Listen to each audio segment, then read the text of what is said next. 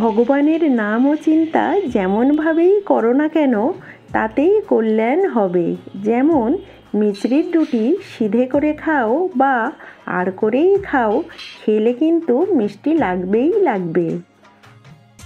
ঈশ্বরকে পাওয়ার দুটি উপায় হলো অভ্যাস আর অনুরাগ, অর্থাৎ তাকে দেখবার জন্য ব্যাকুলতা।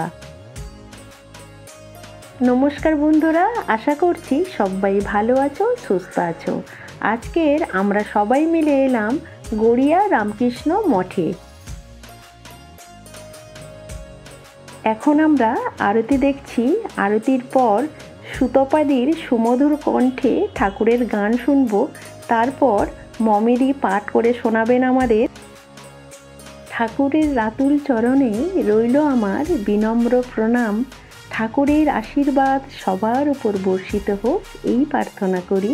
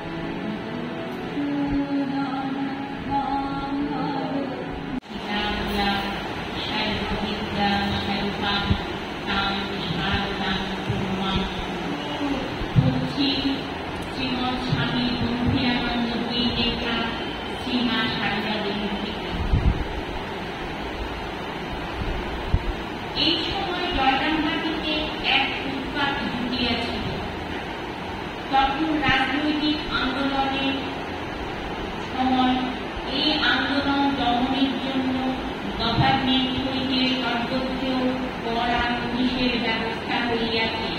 টাকারা লোকজনের চলাচলের উপর তীক্ষ্ণ দৃষ্টি রাখিত।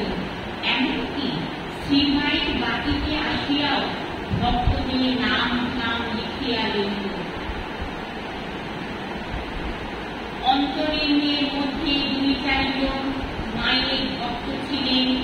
বিশেষত পূর্ববঙ্গীয় সাধুদের গমনাগমনে পুলিশের স্নেহ বর্ধিত হইয়াছিল।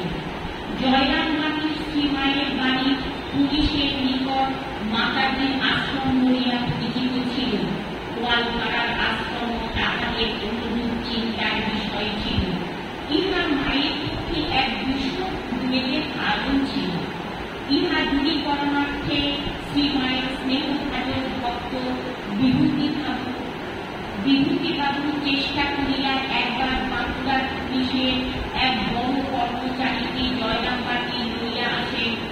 তিনি মাতা ঠাকুরানীকে দর্শন ও প্রণামান্ত তাহার স্নেহাশিস লাভে প্রীত হইয়া জিজ্ঞাসা করেন, পুলিশের জন্য মায়ের কোন ভয় ভাবনা হয় কিনা। ভদ্রতার খাতিরে বিভূতিবাবু প্রশ্নটিকে একটু চাপা দিতে চাইলে, কিন্তু শ্রীমা সরলভাবে বলিলেন, ভয় ভয় বলে কি বাবা। এই উত্তর শুনিয়া পুলিশ কর্মচারী তাহাকে অভয় প্রদান করেন। তখন হইতে খোঁজ খবর রাখা ছাড়া পুলিশের অন্য কিছু আর কিছু করিত না। এমনকি স্থানীয় থানার দারোগার অভিযোগ শ্রীমাকে সম্মানের চোখে দেখিতেন। স্বামী সারদানন্দজি জয়রামবাটিকে সদর বলে আসিলে ব্রাহ্মণ ভক্তিরা পণ্ডিতা আসিয়া সকলের নাম নাম লিখাইয়া লইয়া দেন। কাছে তাহাদের ভুল ত্রুটির জন্য শ্রীমায়ের কোন অসুবিধা হয়, এই জন্য সারদানন্দজি সকলকে ঠিকভাবে সমস্ত সংবাদ লিখিয়া দিতে বলিলেন।